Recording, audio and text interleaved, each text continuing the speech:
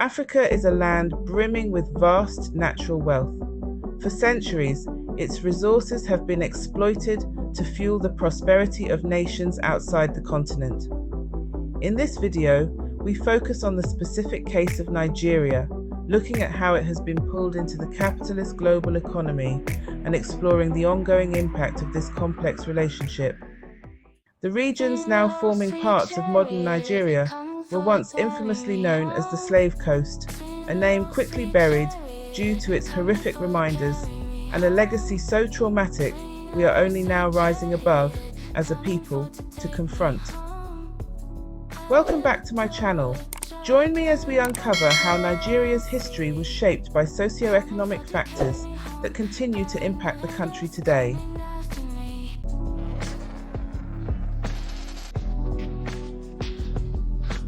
While other regions were euphemistically named for their resources, like the Gold Coast and Ivory Coast, Nigeria and its neighbours were branded as the Slave Coast for one very logical and calculated reason: its richness in human capital.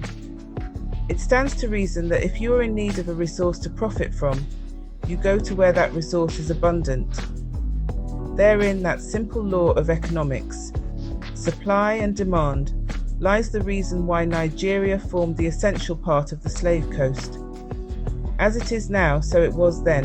Nigeria is rich in people. Compared to the rest of West Africa, Nigeria was and is a densely populated region. Nigerian people, once exploited in such a heinous manner, remain the country's most valuable asset. Nigeria's significant population density long predates the Atlantic slave trade and can be attributed to a combination of factors. The region's natural resources, strategic location, and societal organization all contributed to its demographic wealth. Central to Nigeria's early population growth were the Niger and Benue rivers, which provided fertile land through annual flooding that deposited nutrient-rich silt. This soil, combined with Nigeria's varied landscape, from southern rainforests to northern savannas, supported the cultivation of staples like yams, millet, and sorghum. A tropical climate with distinct wet and dry seasons was ideal for agriculture. Grasslands provided grazing for livestock, while the rivers offered fish and other aquatic resources. In addition to rivers, Nigeria's vast groundwater reserves provided reliable fresh water for drinking and irrigation. These factors meant that Nigeria had abundant food and water resources to attract and sustain human habitation and population growth. Nigeria's strategic location played a crucial role in other ways too. Situated along important land and river trade routes, Nigeria facilitated the exchange of goods, ideas, and people. The rise of powerful kingdoms with sophisticated social structures, bustling cities, and extensive trade networks attracted immigration. Population growth was further fueled by waves of refugees from climate change and conflict in more northerly regions. As various groups sought new lands for settlement or fled from warfare, as older kingdoms destabilized or collapsed, migrants moved southwards into the fertile and resource-rich areas of Nigeria. Lastly, cultural practices that valued large families, combined with high fertility rates, including a frequency of twin births and relatively low infant mortality compared to other regions of the world at that time, contributed to Nigeria's large pre-colonial population. The arrival of slave ships fueled widespread instability and insecurity across West Africa, leading to wars, community disintegration, and displacement. West African histories, folklore, and traditions recount stories of rivalries and fighting during this period, often misattributed to so-called tribal wars. It's important to understand that the commodification of black lives by external economies was the principal factor driving these conflicts. Civilization and community life gave way to banditry and organized crime on an unprecedented scale, creating a climate of perpetual threat for ordinary civilians. Accounts from Nigerians living in those times, such as Olaudah Equiano, Samuel Ajayi Crowther, and Sarah Forbes Bonetta, share common themes of vicious raids on communities, mass slaughter, and human trafficking. While the Slave Coast encompassed a broader region than present-day Nigeria, it is most certain that Nigerians were heavily trafficked through all its ports. General warfare and raids on communities created widespread refugee crises and mass migration of tribes. A diaspora of Nigerians moved and settled throughout the Slave Coast region and beyond, forming the basis of various cultures now associated with Benin, Togo, Ghana, and Sierra Leone. As a result of this tragic history, people of Nigerian origin found themselves as a substantial portion of enslaved Africans in the New World, and their descendants often have a high prevalence of Nigerian DNA. In certain Caribbean and South American countries, aspects of Nigerian culture have been distinctly preserved. The resilience, perseverance, and rich cultural heritage evident in modern Black American cultures reflect the enduring legacy of an African, including a Nigerian ancestry.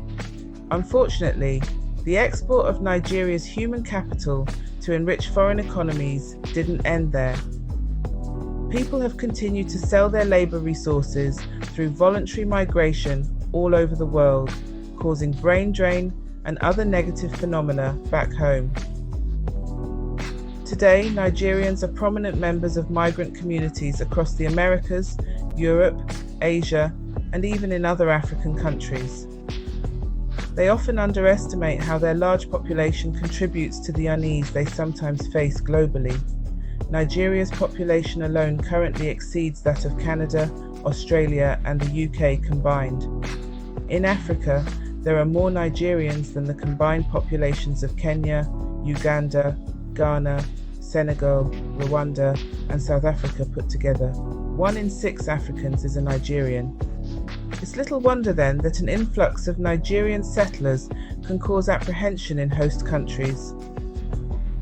Their sheer numbers generate an anxiety often disguised as concerns over criminality and misconduct, but really stemming from fears of being overwhelmed by a perceived energetic and assertive culture.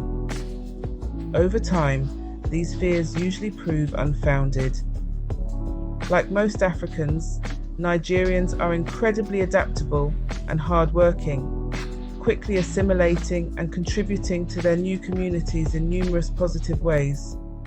They often fill crucial professional roles or become entrepreneurs, creating jobs and boosting local economies. Nigeria's population is projected to continue growing rapidly, with estimates suggesting it will reach over 400 million by the year 2050, making it the third most populous country in the world after India and China. While other countries face shrinking workforces, particularly in Europe and East Asia, where declining birth rates and aging populations are becoming significant concerns, Nigeria's youthful demographic profile offers a starkly different outlook. With a median age of around 18, Nigeria boasts a large and expanding labour force. As such, demographic projections position Nigeria to remain a key player for the supply of manpower to the global economy. However, in the 21st century, things have changed. Nigeria is not the slave coast anymore. It is now a sovereign nation and a proud part of an emergent Africa reclaiming control over its resources. It is a country recognizing its people as its true wealth and is learning to harness this wealth for the betterment of its own economy and society. The process is well underway. Nigerians working around the world, though using their labour, skills and innovation to bolster foreign economies, do remit a significant portion of their earnings back home. In 2022 alone, remittances from the Nigerian diaspora amounted to over $20 billion to support development and poverty alleviation in the country. On a governmental level, Nigeria is increasingly investing in education through initiatives like the Universal Basic Education Commission, set up to address issues like overcrowded classrooms, inadequate facilities, and teacher shortages. Investments in healthcare include the Basic Healthcare Provision Fund, through which the government allocated over $1.3 billion in 2021. Additionally, significant investments in infrastructure feature new city and intercity rail services and the highly anticipated Lagos to Calabar Highway. Nigerians are learning to discard useless tribal sentiments in favor of recognizing each other and the collective as their true wealth. When we envision Pan-Africanism, we should hope for Nigeria because, with its huge and diverse population, it is a kind of microcosm for the macrocosm. A successful and unified Nigeria can be a model for a successful and unified Africa. My name is Yabzola Tunji. Thank you for watching this video. If you enjoyed it and want to learn more about Nigeria, Africa, and our impact on the global stage, please subscribe to my channel and hit the notification bell so you never miss an update. Until next time, peace.